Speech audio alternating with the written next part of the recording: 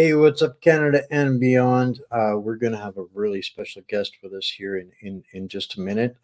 If you're new here, you guys are going to find a community, not an audience. And we have kitchen table just top discussions here, the kinds of things people need to know with the people that they need to hear them from. So we're going to have an amazing testimony here in just a minute. So I want to make sure that everybody double checks that you are subscribed. We are experiencing insane censorship, guys, and deplatforming. They're just removing people's subscriptions if they're not on the platform every single day. So make sure that you are subscribed. Make sure that you are plugged in over on whatsupcanada.org and lgm.news. And without further ado, we're going to bring on our guest here, Mr. Louis Fontaine. Some folks out there might recognize him. I'm kind of betting that most people will not. One of the things that Louis and I were talking about just before the show was this communication and information void between Quebec and the rest of the country, literally. And so I was very excited when I was able to connect with Mr. Dennis Rancourt, and he was gracious enough to connect Mr. Fontaine and myself so that we could get a voice from inside of Quebec that, Louis, you're doing some extraordinarily courageous stuff in a time where Canada needs to see people doing courageous things. And I want to commend you on so many levels. First of all, for all of the things that you have done, and we'll get to that in just a second, but just the fact that you are out here right now still doing what's right, not what's easy. And this kind of sets up how I came across the inspiration. And I was mentioning to you earlier that I was really excited by getting a chance to talk to you simply because of something unfortunate in your life. But I read about a Quebec lawyer that had tendered his resignation and submitted an open letter to the Quebec Bar Association, and my head kind of went so on that, for those that didn't see the testimonies with the NCI in Quebec, you were a part of that. But now you are going to be a part of discussion nationwide, even though most of us may not have seen what happened in Quebec at the NCI hearings. So, Louis, you say you like to have questions rather than just to be left to your own devices. So give us a little start for folks out there, where you are, where you come from, and you kind of set the stage over the last number of years, because you don't get to a position of resigning from the Bar Association on a whimsy. No, well, hi Wayne, thank you for having me, and thank you for the very nice introduction. And I apologize in advance for my broken English. Of course, French is my mother tongue, so I apologize. So I've been a lawyer for about 11 years. I got into the profession in 2013, and that's when I took an oath. I guess you have the same in Western Canada. So when we enter the profession, we have to make a solemn oath in which we swear that we will act with honesty and with respect of fundamental justice, and we will be impartial, and we will be independent, and so on and so forth. And it didn't start in 2020. It started before my questioning, and I realized, I mean, there are like stronger forces we have to submit to. We are not, saying that lawyers are independent is not the case. So I understood that quite rapidly in my career. And and then 2020 hit, and that was a really big shock for me. At that time I was working for a big Canadian company, a distributor of groceries and fuel. Maybe I'm not going to name the company, but you know that company, a very large company, listed on the stock exchange. Anyways, and I was seeing things that were, I don't know, I was really mesmerized by what I was seeing, like everybody jumping into the wagon, like, okay, let's put plastic, what do you call it, plexiglass? I know, the plastics they put in grocery stores and everything. And everybody was very excited to do all that. And, let's stop selling lotteries because, people get sick from, I guess, touching the lottery tickets. I don't know. And I was seeing lots of of stuff which didn't make sense. And, that's how it all started. And then I got involved with, I participated in a legal action against the Quebec government to have the mandates being declared unconstitutional or Great. not reasonable. And I don't want to give myself too much credit. I just worked for a few months with another lawyer who was in charge of the case. But anyways, that didn't work out. So the courts basically decided, the Quebec Superior Court decided, okay, so the fact that there was a serious threat to the health of the population, that has become judicial notice. Okay, and this whole debate is just theoretical, since the state of emergency has ended. There's no need to spend money and efforts and resources on deciding on this case, so they will just never hear the case. That was another big disappointment. And I've also tried to defend member of professional associations who are being sued by their professional, associations. We call them orders here, professional orders. Okay. So basically, anyone who went against the official narrative, they were persecuted here in Quebec. And not a single, to my knowledge, not a single one of these professionals, I'm talking about nurses, medical doctors, chemists, chiropractors, you name it, they either pleaded guilty or were found guilty. There is not one single exception in the whole province, to my knowledge. I mean, it's been terrible here. I'm glad you stopped there, because that was kind of where my questioning was going.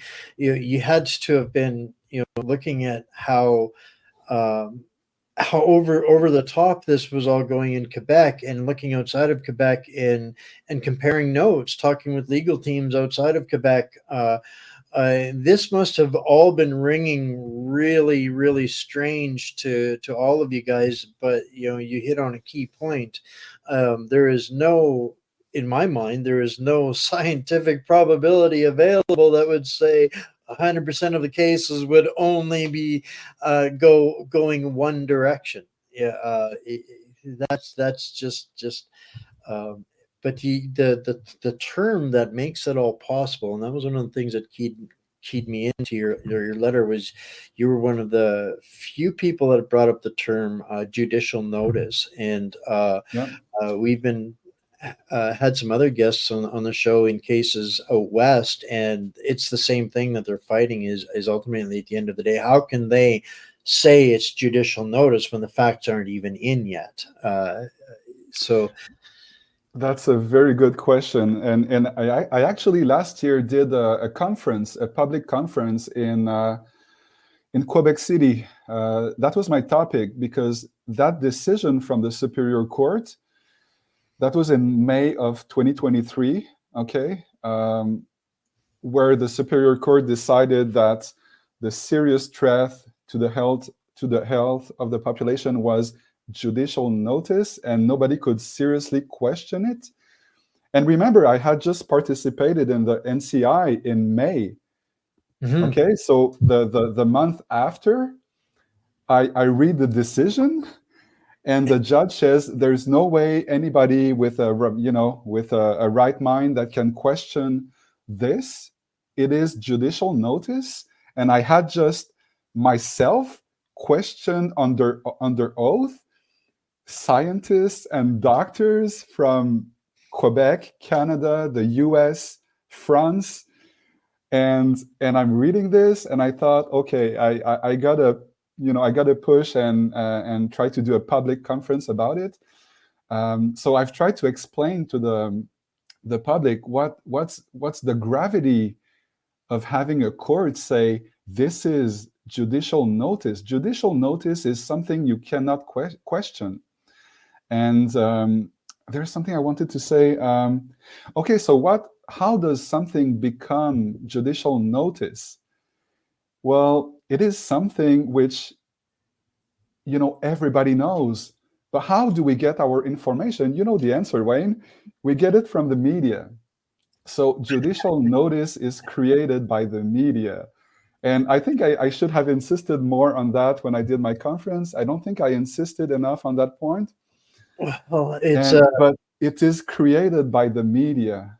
the So consensus of the media was hijacked the courts, how I, from my side of the fence, not, my role is to question, challenge, and hold their feet to the fire. So, I describe it as having captured the judiciary. How can the media narrative capture the judiciary when I have interviewed 50 of the world's top vaccinologists, immunologists, cardiologists, the full gamut? And my the response to that is have me removed from every social media public square in existence that they have leverage over, to the point of being completely underwater. So this when you bring up judicial notice, I got a lot to say about what they deem as consensus. uh, uh, yeah, so that's one that really triggers me, and here we are still, now, where this is the precedent that they are operating by. Cases are still being fought, they're still being started, on this principle, but yet we have literally AstraZeneca and these companies backtracking on everything that they said was safe and effective.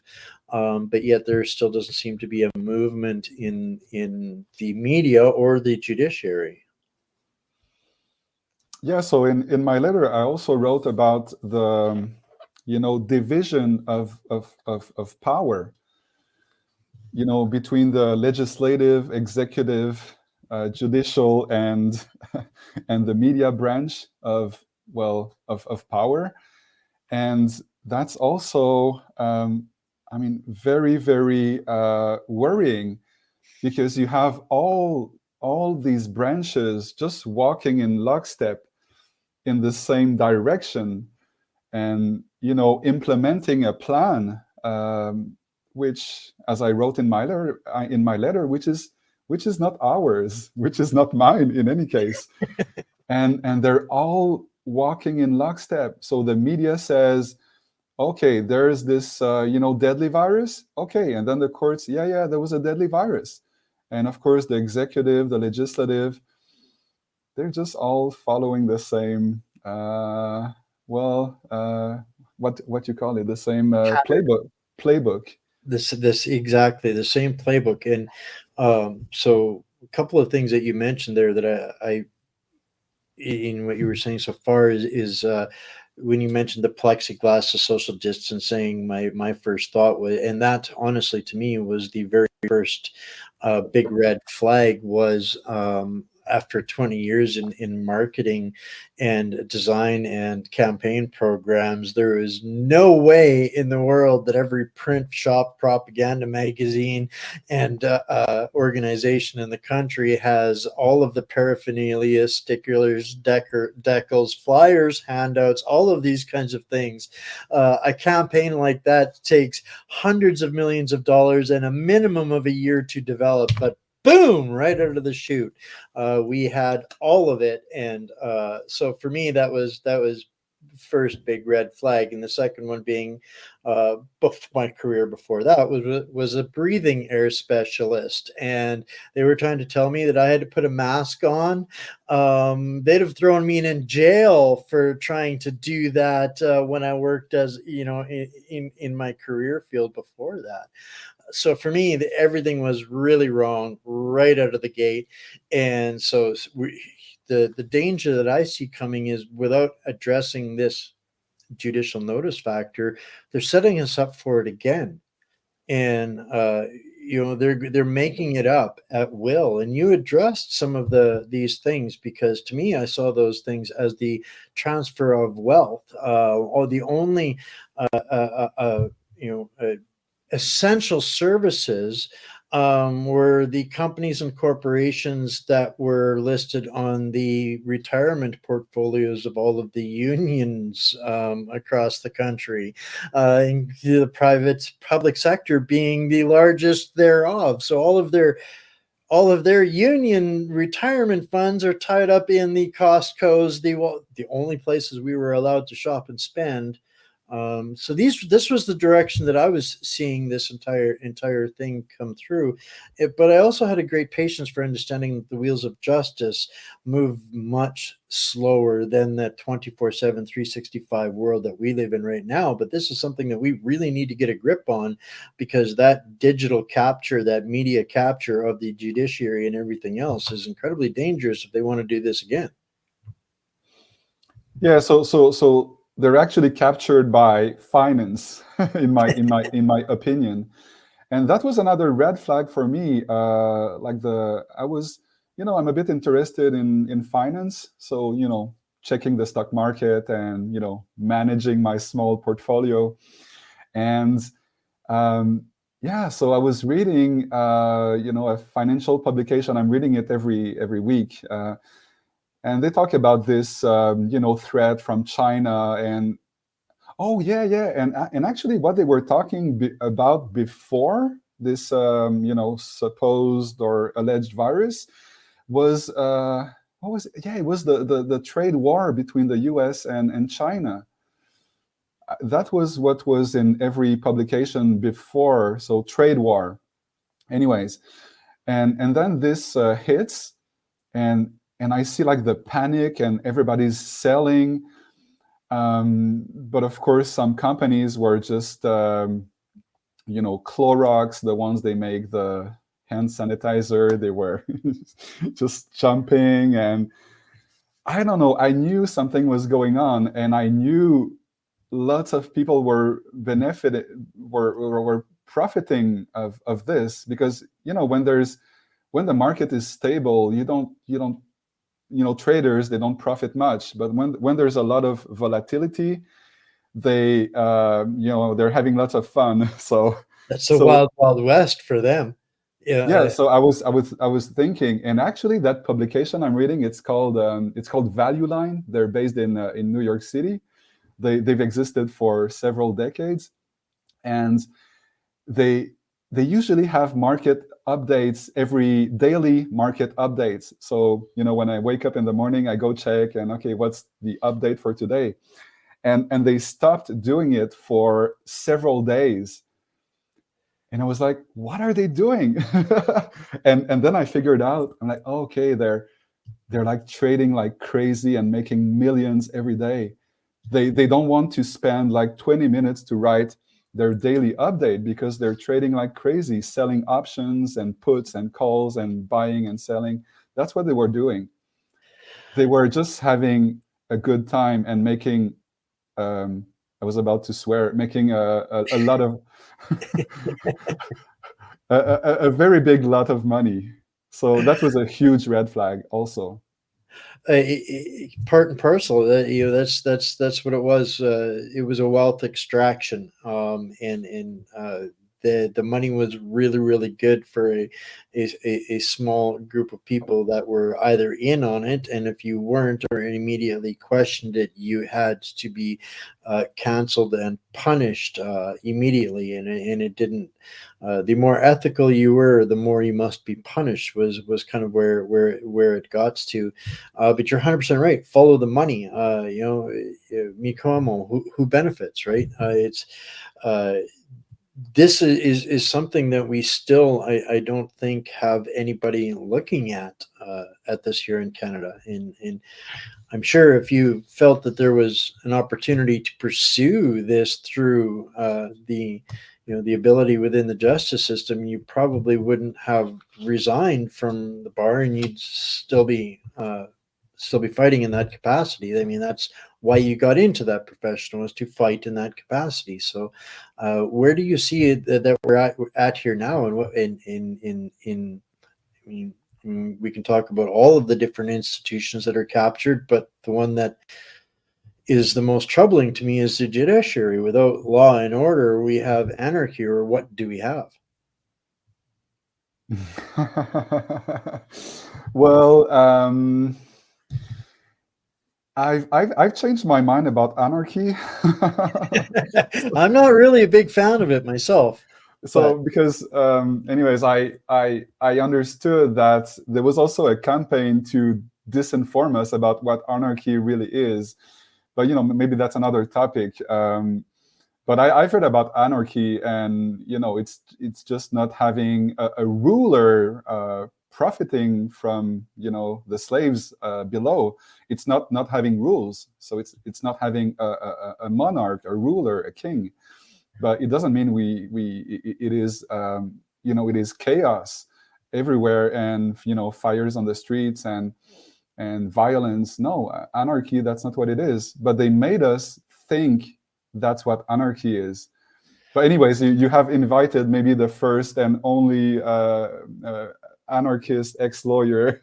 well, you're not wrong, because uh, and this is something that it will be an amazing conversation, and we're going to end up being forced to have more of these conversations across the country as to how do we want to be governed moving forward, because there are things that are happening that are going to force those conversations, whether we like them or not.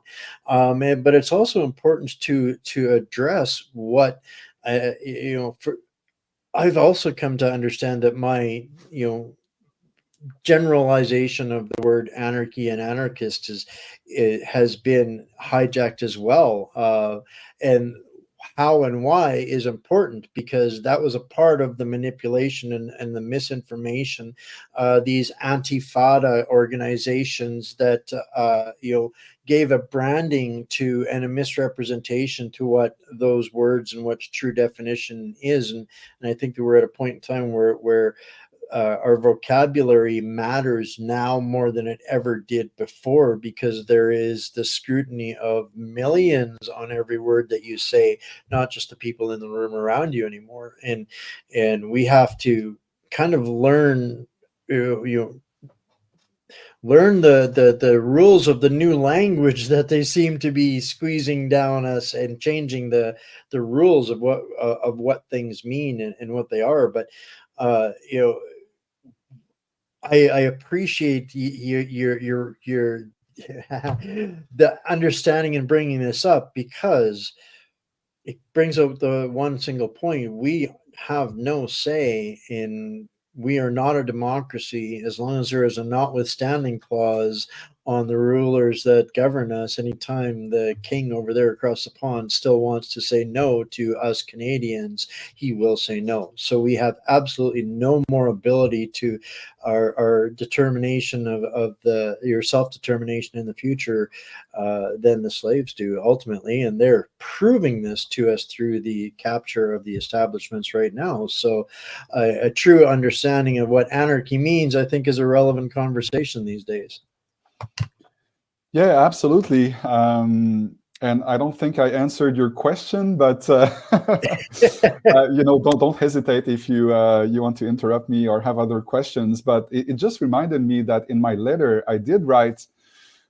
It's a short letter, but I've really tried to put everything in a very short letter. So it's like boom, boom, and I wrote, the fact is our society is neither free nor democratic, because what's the criteria when.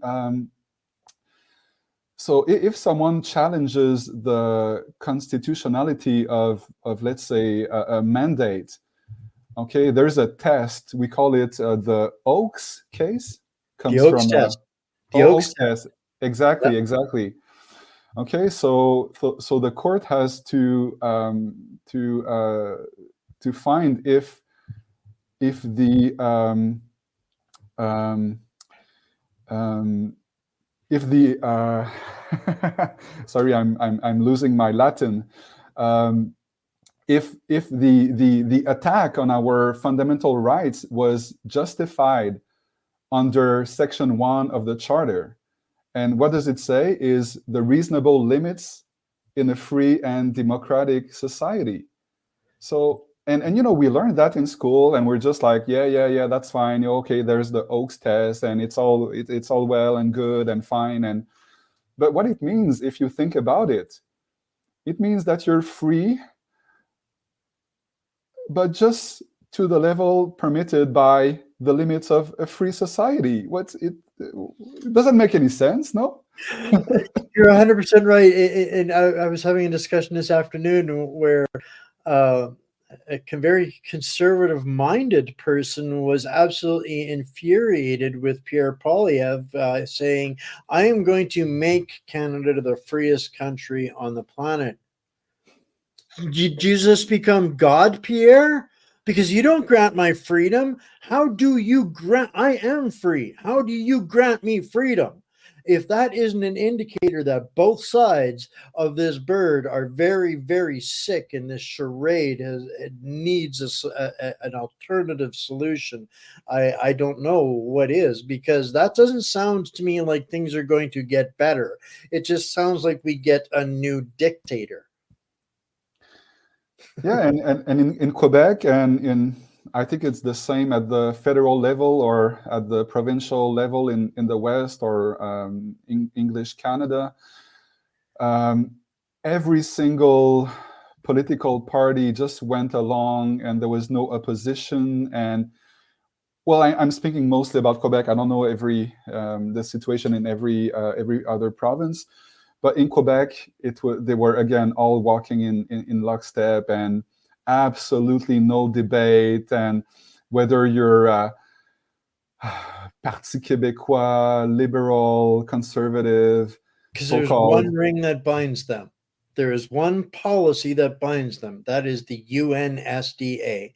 They have all contractually obligated themselves as parties to the UNSDA. So the only thing they're actually competing over is who gets our purse strings and our money printing ability to fulfill the checklist that's set before them in those developments. So this is why Quebec and the rest of the country alike are seeing our policies crafted in Geneva versus in Quebec or in Canada. And it's just to varying degrees of how far the fire has burned the house down this far between Quebec and Canada and the rest of Canada. And that divide, it's like there's this disconnect between Quebec and Canada. The rest of Canada, everybody thinks that our problem and our fight is unique, and it is really not. It's that gap in communication has really been weaponized to our detriment, when we need to all be pulling on the same rope, the same water lines, but we're not. So it's unfortunate that we're seeing the results, but it's not coming from our own policymakers. Yeah, and we were discussing just before we went on air, this fake division which was created between Quebec and other provinces. So I think it was 100% manufactured. So when I was in high school, for example, we had this history teacher, and he would tell us how the English were, bloodthirsty bastards, and and I really became, I really came to hate English and and Anglophones. And it took a few years, and then I traveled when I was a young adult, and I realized, wow, since I've learned English, I can communicate with people from all over the world. I traveled to Israel, to Egypt, to France, to Spain, and if I didn't speak English, of course, I could not have traveled and communicated as easily with all these wonderful people. And I realized, okay, so that's all bullshit.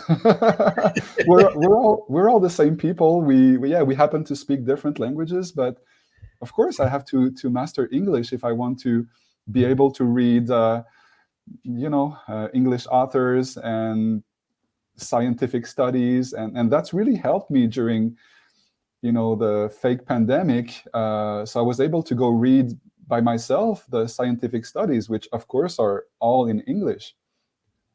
So anyways, this division is absolutely manufactured. So the real division is between us, the working people, and the working class, and the dominant classes, the predatory classes, I like to call them. That's the only real division which exists. The other ones are manufactured and 100% fake. We all read about divide and conquer in foreign wars and foreign lands, and yet we are the most susceptible to divide and conquer in our own country, and that's literally what has held us there. For me, my realization with it, and I was very much like you, and I'm glad we get a chance to have this discussion, because I having grown up in Alberta, something we talked about. The first Trudeau in office really devastated our province with the Energies Act, and created a deep-seated hatred for anything to do with Quebec, and the propaganda that they used on us. And then came the referendum in '97. All of these things were stoked to 95. create, or pardon me, 95, were to create this manufactured division and hatred. And for me, it was shattered eternally on the first convoy in 2019, when I looked into Francophone and Westerner alike, and the suffering and pain and hope was exactly the same. And that was when I realized, that all of the problems, because that was what I was there for, was to cover and watch the protests of the problems. And I had to realize that they weren't just being manufactured for us. Everything was being manufactured. All of the problems were being manufactured for all of the provinces. And this is how they keep us from solving it, was by weaponizing this communication, weaponization of propaganda, and pitting us, making us hate each other. And that was something that I'll forever be ashamed of, that I spent, wasted 30 years of my life hating some of the most beautiful people, and refusing to go and see some of the most beautiful places in our country.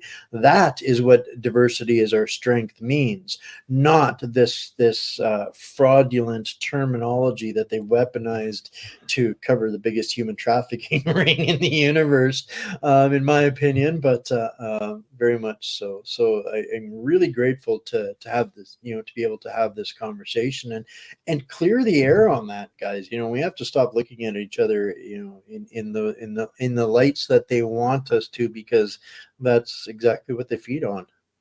Mm-hmm. Yeah.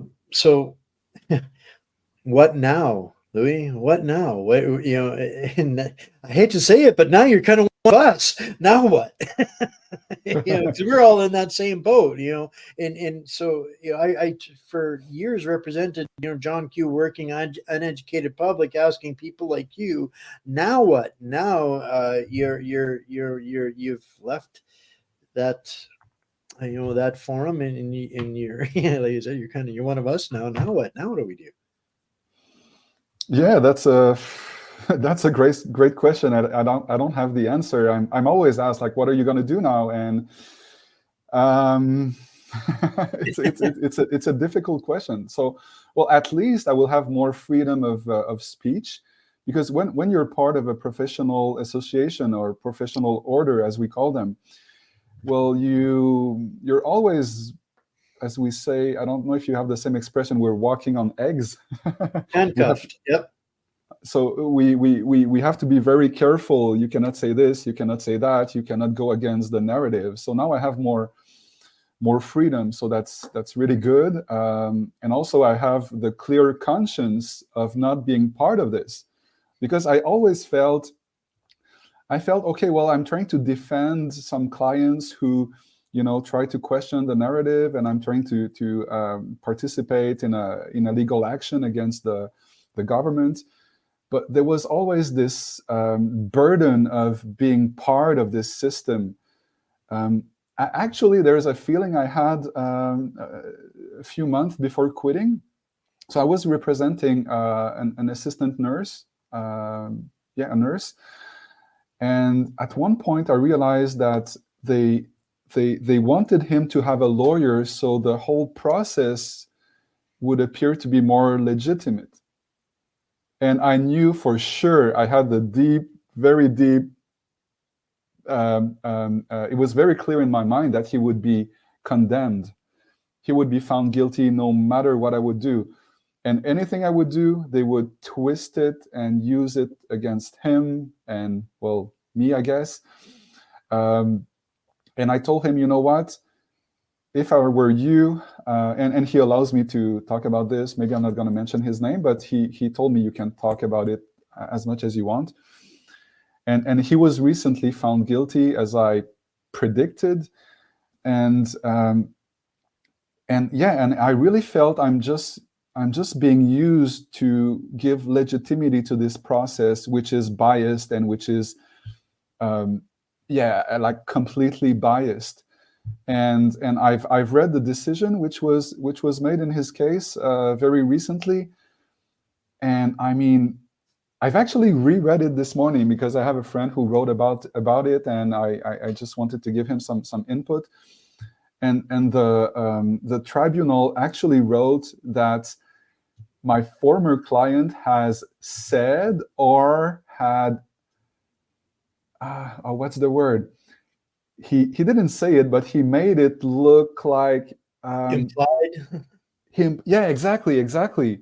So if you go read the decision, the judge, well, the disciplinary tribunal, I don't know what it's called in English, but disciplinary tribunal, I guess, they wrote that he either said or implied that, and then there's lots of bullets, like, and one of them is that there is a chip in the vaccines, a microchip or nanochip, whatever, in the vaccines.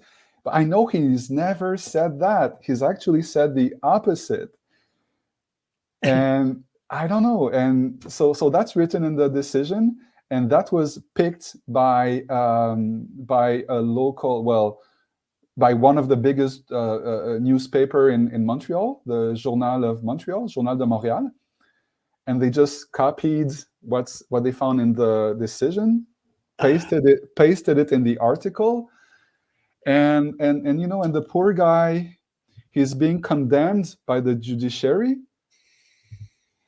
I said it in another interview in French. He was given the first, hit by the judiciary, and he's being finished off by the media or something similar. It's literally, to me, it's like, I compare this, some people say the Matrix. I think it's more like Avatar, where this digital universe is trying to control reality, and they've very much weaponized. I can't say everything in everybody. That's not the case, but in for those that are brave enough to fight back, they've figured out how to make the process the punishment. So they engage in lawfare until you are expired, and you just you get bit by bit by bit by bit, canceled until all of a sudden there's nothing left, and you're gone. And unfortunately, that's the norm. It's no longer the exception. And I I read a quote the other day, and it's really been blowing my, I can't get it out of my head. It's from Frederick Bastiat in 1850, and I see this. And in 1850, he wrote, "The only proper purpose of law in a free society is to prevent injustice. It is not to organize society. Anytime the law, which is force, organizes trade, religion, education, or any facet of society, it destroys freedom and justice by using force."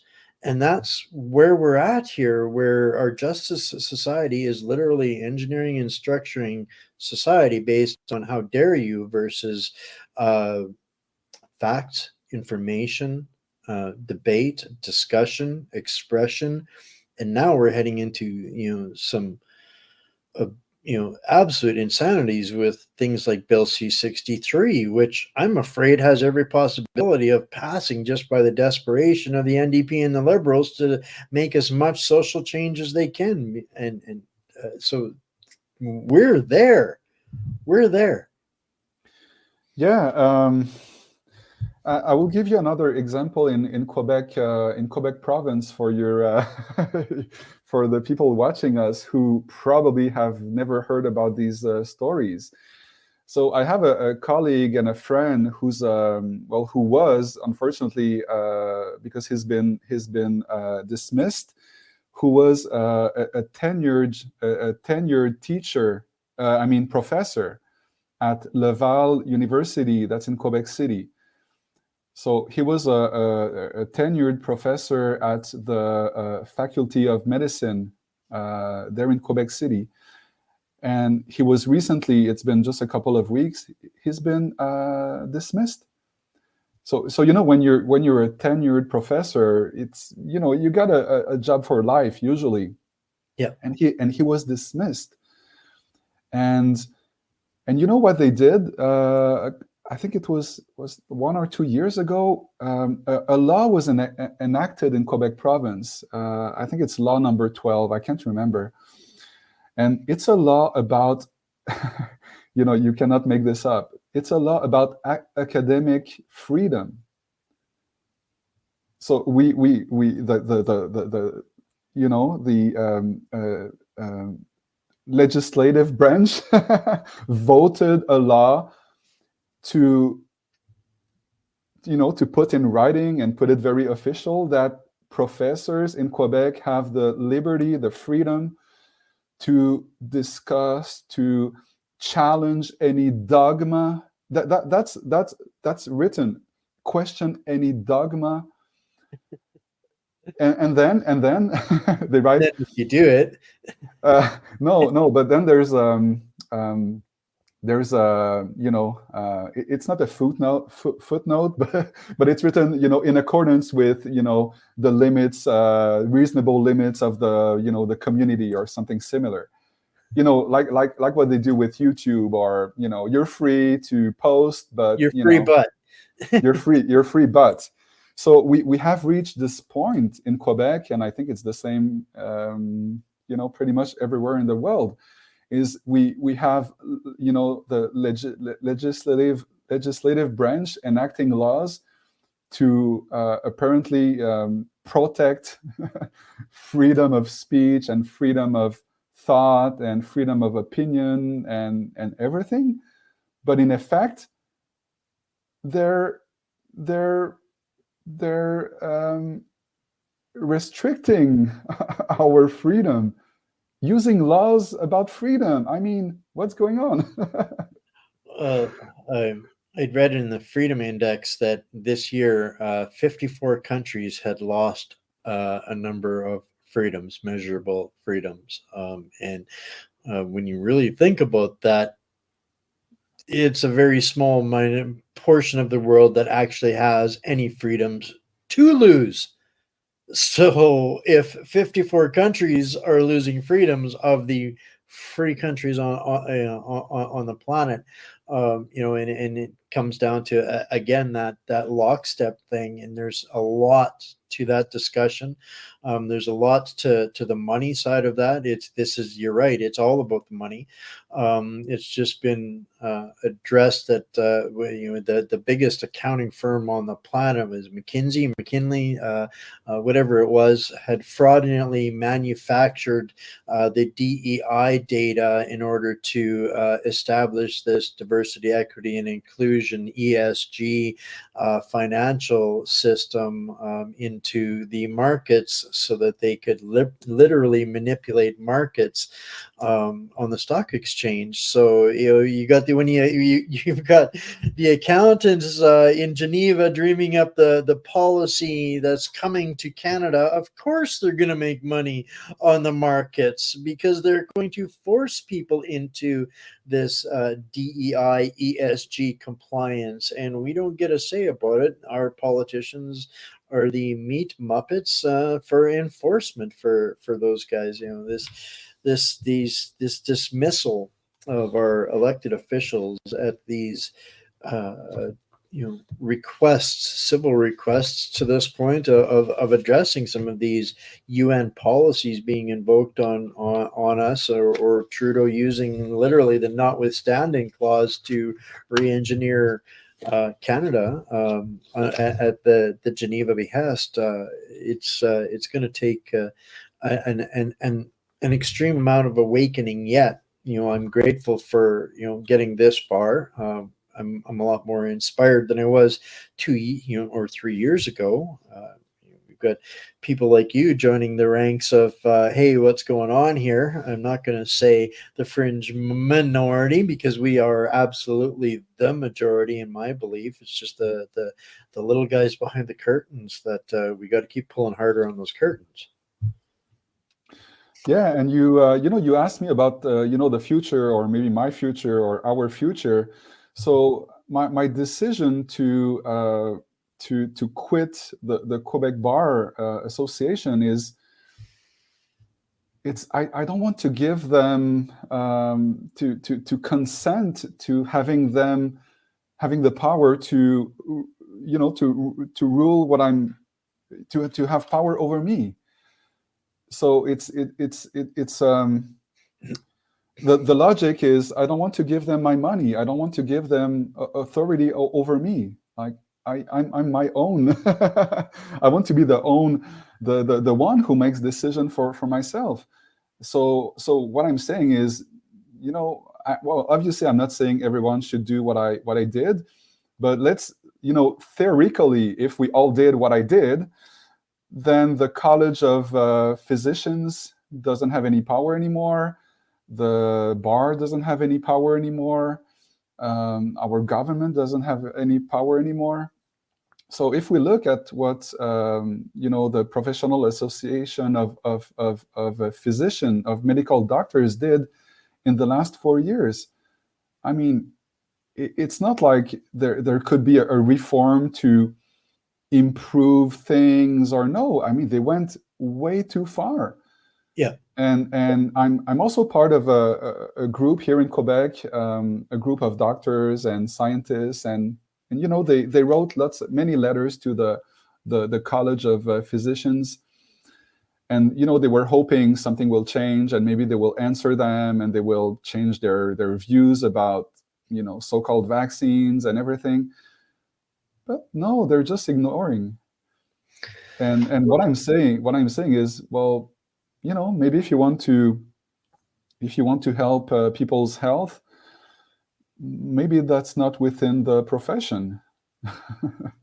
Well, there's when something is beyond repair, you build something new, right? I mean, that's just instinct. When your wagon breaks, you get a new wagon, right? And this management system of Canada needs a complete overhaul. And the longer we spend time within that, these systems that we know are beyond repair. And that's not to say that all doctors are bad, but the system is destroyed. There can be no amnesty. They can't just wipe it off and say they're sorry with what they have done. And we need to move past some of these systems, but we have to accept first our individual responsibility. And I heard it described a few years ago in the most simple of terms, and they're 100% right. I'm a huge advocate in that the highest jurisdiction in every land is the court of public opinion, because laws are only a set of rules agreed upon by a small number of people and then agreed upon to be lived by the greater majority. And if at any point in time the greater majority says, no, these rules, they don't serve or suit us anymore, they have every ability to adjourn the court of public opinion and remove said small group of individuals and make new rules. That's my understanding of how democracy should be and how we need to approach this. And again, to me, I'm a pretty simplistic guy. I'm not expecting miracles, but when all of the major parties are contractually obligated to the same Geneva lists, I have a problem with giving any amount of faith that they're going to fix any of the problems. So I'm far more interested in things like what Iceland did, for example. How do we build something new? Because the stuff that we got, that doesn't mean you tear up all of the roads and build new roads, but it's time to replace all of the management systems at all of the different institutions that have gone horribly sideways, in my opinion. Mm. Yeah, I agree with you. If and I like the image. If it's broken, I mean, it's beyond repairable. I don't think we can fix. I made an analogy to my friends today. It's like we elect these guys, we send them into parliament and tell them fix it and give them a rubber hammer. Fix it. That's the Mhm. game. Yeah, yeah, that's a good image. So I'm not meaning to put you on the spot, expecting you to have any answers to all of it, but just to be able to have the a discussion like this is important. Lets people know that we're not alone across this country. Again, all of this suffering is manufactured. Again, it all comes from the same place. Now it's like how do we find the right things to agree upon to actually fix it and get past this charade of believing that politics as it is right now can fix it. I don't believe that it can. So,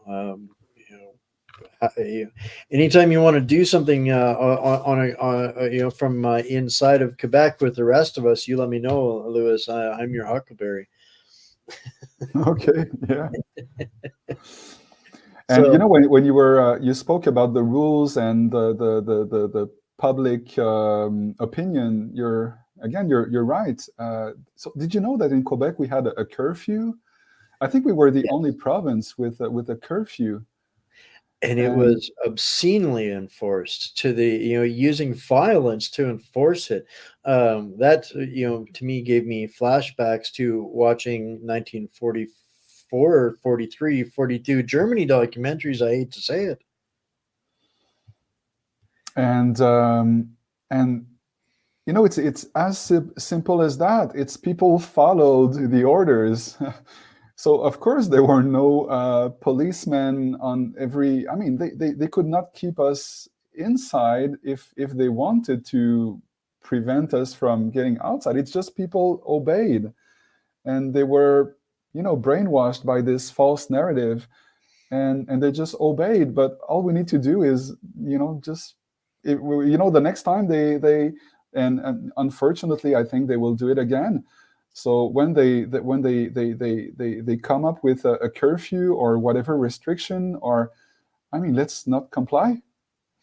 I couldn't agree with you more. And I gotta be honest with you, when you guys were having those lockdowns, we weren't supposed to gather anywhere in the rest of the country either, but kind of just being in my nature, I was, giving underground town halls to 400 and 500 people at a time when they weren't supposed to be more than 4 or 5 people together at a time. So maybe the West is a little bit ahead of Quebecers on some of that level of rebellion, and maybe we can inspire each other through different ways to help end some of this insanity. Yeah, I want to be, incredibly respectful of your time, Louis. This has been really great having you on here. Last thoughts before I let you go. Things that you think people should or can do, or you know, uh, you know, places they Uh, can follow. What's your next fight? What do you want people to remember? Last thoughts. what I want them to remember. Uh, well, so what motivated me to quit the bar was I actually went back to my oath and went back to my code of ethics, and I reread them, and I realized, well, no. If I want to act with integrity, and I want to act with honesty, and I'm in face of the big lie, and my code of ethics says you have to act with honesty, and I see the bar pushing the lie and saying, don't post on. And actually, before I quit, I went on their website and I checked, and they had this article saying, oh, be very mindful of what you put on social media, because we're very strict with disinformation. And so they are pushing the lie. So what I'm saying is, if you come to that conclusion, and of course I'm for freedom, so do whatever you want, but if you come to that conclusion that you cannot act with integrity within your profession or your occupation or whatever, well, maybe it's time for a change. So that's what I did, and I'm pretty sure the future for me and for the people who did something similar than I did is, I think the future is bright. So that's my message. I love the way you think, sir. I could not agree more. Indifference is only going to make guilt a certainty, and doing what's right in this time is harder than usual, perhaps, but it's what's necessary, and that's why I'm so grateful for having the opportunity to speak with people like you that do what's Yeah. right, not what's easy, and that's how we do better. That's how we show Canada that's better, and by continuing to live free and saying no. I'm just not doing it. I will not comply. So Yeah, very simple. And and if I can, one more thing. Um, so I made the decision to have this letter translated, and I'm really happy we did, because I first published in French on the website of the association yes, I'm part of. Okay, and I did several interviews in French, maybe around 10 in the last couple of weeks. And then I decided with my friends, well, let's translate it, and let's have my story, you know, go, yeah, let's try to make my story known by Canadians, and who knows, Americans. And I'm really happy we did. And yeah, and back to the Quebec and English versus French thing, or nonsense.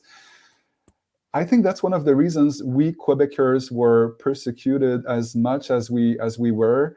yes, I think it's because we have been deliberately isolated. We've been told, if you speak English, you're going to lose your culture. That's bullshit. If you learn English, you're going to lose blah blah blah. French will disappear. No, French will probably not disappear. Just like Swedish hasn't disappeared, and Finnish or whatever, and and they were able to manipulate us so much, because many Quebecers, they cannot watch the news. They cannot watch what's happening in the UK, what's happening in the US, what's happening in Florida, where there were basically no restrictions. So they were able to control us because of our ignorance. Well, again, it's a time-tested strategy. So my message would be to Quebecers and to Canadians, like let's just stop this bullshit division. We're all together in it. It's us against the predators. It's not us French Canadians between English Canadians. That's nonsense. You're 100% right. It's the predators versus us, and a little bit of affirmation for you on this, Louis. My family came to Canada in like 1867. I still speak the language. I am Canadian. I'm not Anglo-Canadian. I'm not Franco-Canadian. I am Canadian. We need to lose all of the pronouns and unite under that and not fear. And maybe we can, maybe this was the first step in building some bridges where we can communicate more on this. I would love to invite you back. Seems like you might have a little bit of time on your hands, maybe. Come and share with us some of the things that we don't get to hear that are because again, like you said, if had you not translated your letter to English and put it out there, we wouldn't have had this conversation. We wouldn't have reached thousands of people through this conversation. We wouldn't have been able to create some of that healing that's so desperately needed. We need to get rid of the tribalism, and this would be an amazing way to do that. So I'm so very grateful for your time today, my friend, and I hope we get to do this again really, really soon. Yeah, absolutely. It was a pleasure, Wayne. Again, thanks for inviting me and sharing my story to every Canadian.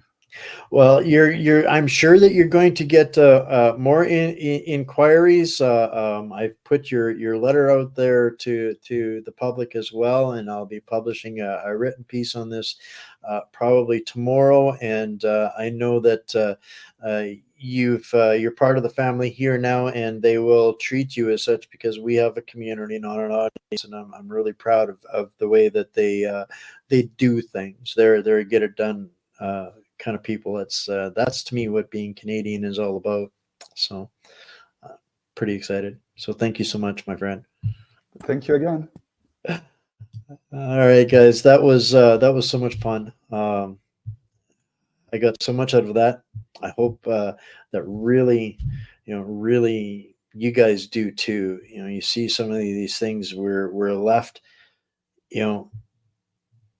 Quebec he's really was right. Quebec, we were all hit with a whole lot of isolation, and then that's exactly where they wanted us: beat down, demoralized, abused, confused, living in fear and terror. And they traumatized us, and they leveraged that language gap between us to facilitate that and to maintain that, and they do that to this day. So I hope that y'all get the same inspiration I did out of that discussion with Louis, and share this out, and find the reasons to come together. There's all kinds of reasons to stay apart. But this is how we adjourn the court of public opinion for something greater, something more. So this is going to be the last show for probably a week or so, guys. This kind of came about last minute.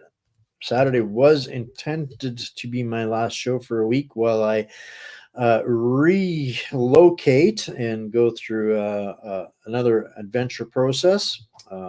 So anybody that thinks that it's a good time to help, it would be mostly appreciated. I'm going to spend my birthday on the road, so maybe buy me a coffee along the way. It'd be greatly appreciated.